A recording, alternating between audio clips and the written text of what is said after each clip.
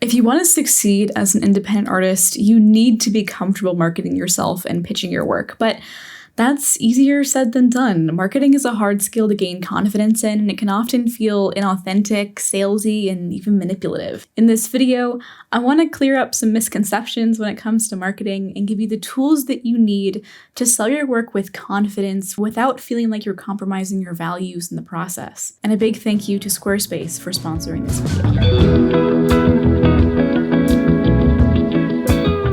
The first misconception that I see all of the time is that some artists associate marketing with selling out, meaning that by actively promoting your work for financial gain, they think that you are compromising your artistic integrity, that you are leaving true art on the table in return for getting your bills paid and stuff like that, that they think that pure art cannot have any monetary gain behind it, that you have to just create just for you and not sell it, not even think about selling it, maybe not even selling any of your work for fear that it will sort of sully that pure artistic energy inside of you. There is like some amount of truth to this statement, which is why I feel like it's so insidious at times, because sometimes putting a profit motive behind a hobby does change your relationship with it.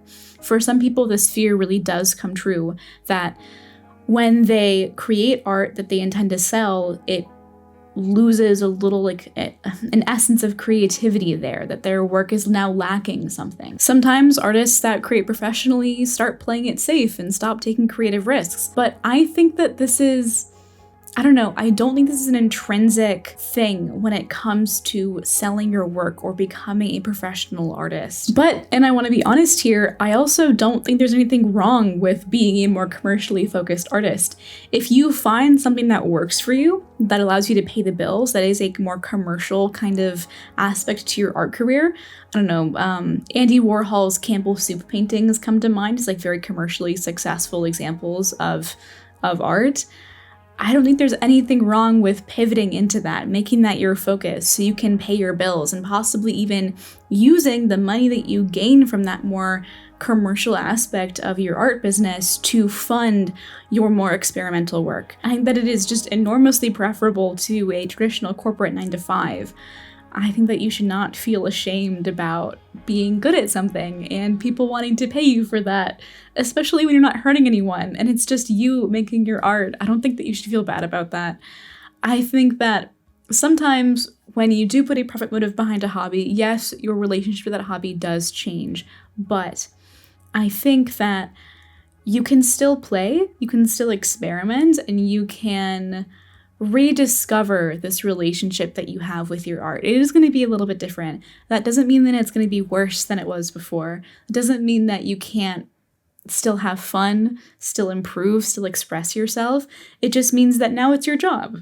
And yeah, that's going to be a little bit different, but I think it's a great lifestyle. And once you get it working out, I think that it is a dream come true for a lot of people. The second misconception that I see all the time is that your art should speak for itself. Some artists believe that if their work is truly exceptional, if it's really good enough, they shouldn't have to do any kind of marketing efforts at all. That it should just, magically attract people somehow through some weird force. I'm not truly quite sure how this works. And unfortunately, this just doesn't really happen. Yes, truly fantastic, amazing work does draw an audience. That just like enormous amount of skill will have like just some inherent impressive quality to it. But unfortunately, life and success is not a pure meritocracy. People need to know that your work exists in order for them to like it. And that is what marketing really at its core is. Marketing efforts like posting your work on social media consistently, talking about it, just talking about your process, sharing the story of you as an artist, how, you thought of that piece, etc. consistently to an audience, be that, on social media, in an email list, in person, whatever. That will only serve to benefit you and your art. By getting the message out there, you will be able to find and attract the right people to your work. Marketing at its core is really all about connecting people to a product or a service. If people don't know that your artwork exists, they don't know why they want it. So marketing, spreading awareness, does one thing. One, it spreads awareness of your work's existence, and two, it shares your message, the reason behind your work, the meaning behind it. All of this is really important, and hopefully you should have, some kind of meaning behind your work that you want to share with the world. If you think that it deserves to be seen, then you are doing your target audience, the people that you think will like it, a favor by marketing yourself and introducing it to them. I cannot emphasize this enough. You are not bothering people by sharing your work. You're not. You're just talking about it. You're sharing your message. That's not bothering people. They want to hear from you. They want to see it, right? Hopefully, yes, if you're confident in it. If you can think of people out there that might like your work, friends, family, people like you, whoever, then you're not bothering them. Before we get into the third and most insidious misconception, I do want to thank the sponsor of this week's video, Squarespace, because they are an amazing tool for artists at any stage. Do I even really need to say this ad read? You already know that Squarespace is my favorite all-in-one website platform and that I've used Squarespace for years to run my own website and my online shop. You already know that Squarespace has award-winning templates, amazing customer service, and all of the features that you need to start displaying your work as an artist and selling stuff online. My personal favorite part about Squarespace is that they make selling products really easy. From digital products, they handle all of the download links, they keep everything secure, and for physical products, they have amazing integrations that make shipping stuff out, calculating sales tax, all that jazz way easier.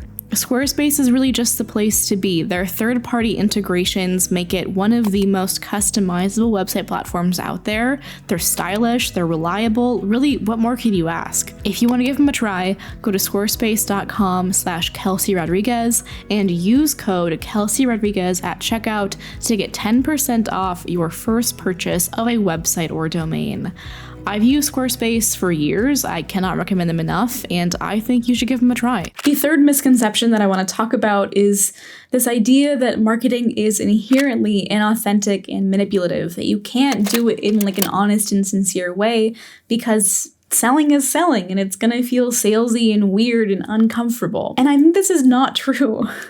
Our view of marketing is really shaped by our experience as consumers, and for better or for worse, but mostly for worse, there are a lot of people using manipulative and unethical marketing and sales techniques to make a quick buck, doing things like exaggerating the benefits of their product or the results that you'll get from using it, lying about their sustainability practices, being really deceptive about the working conditions or the process or the quality of their product. People go out on the internet and lie all of the time. And it really sucks because it really gives marketing, just the entire practice, a terrible name. But that's marketing done wrong. It doesn't have to be that way. I think it's important to remember that you're not trying to trick someone into buying your work. You're just trying to share it. You're not trying to be deceptive or manipulative. You're not trying to, con someone into buying your work. Just talk about your work and you and speak from the heart. Be a little bit vulnerable. I know that's a little bit scary and anxiety inducing, but I do think that a healthy dose of vulnerability when it comes to social media content or your marketing efforts online really go a long way into making, your like sales strategies, if you want to call it that, just feel more authentic, more sincere. You just want to share the value of your work, and there is nothing wrong with you doing that. It often helps me to think of my marketing efforts as a work of art in its own right, or even a journal entry. So when writing sales copy or brainstorming or scripting social media content, I try to imagine that I'm just talking to one person. I try to imagine my ideal customer personified, like every detail of their life that I can think of, I give them a name, etc.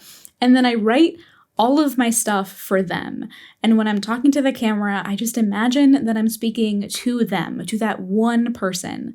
That really just, it just erases this wall of formality and professionalism and allows you to be you. But I do think that a little bit of vulnerability, some sincerity, some honesty, just like casual chat with your ideal customer is, at the very least, a more authentic way of going about selling your work and sharing it and talking about it than super traditional or the more unethical sales and marketing techniques out there. I think that there are lessons to be learned from traditional sales and marketing techniques, but I also think that you should feel free and definitely encouraged to make things your own, to go your own way and make it personable, because your artwork, it's about your audience, yes, but it's also really about you. It is your art. It is a vulnerable form of self-expression, and you should feel comfortable talking about it and sharing it. And the more confident that you are in your work,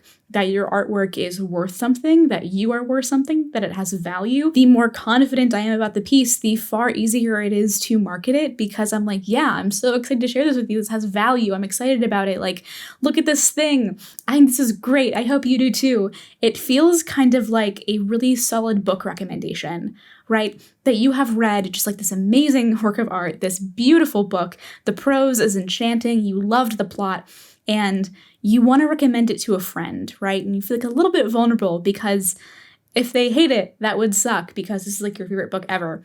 But if they loved it, then you have something new to talk about. You have this new connection between you. So you're like eagerly sharing this book, but you also have like that niggling doubt of like insecurity or something.